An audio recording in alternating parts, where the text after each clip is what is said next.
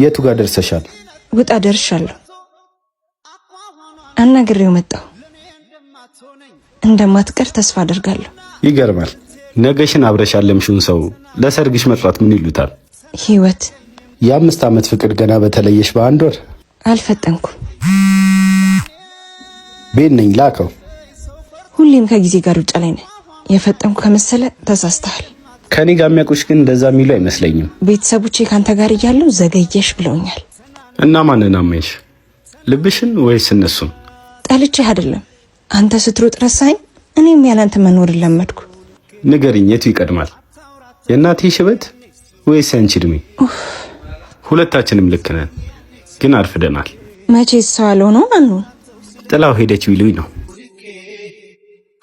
ከክሊክ ዴሊቨሪ እቃው ደርሷል። አሁን ያዘዝከው ነው? በምን ፍጥነት?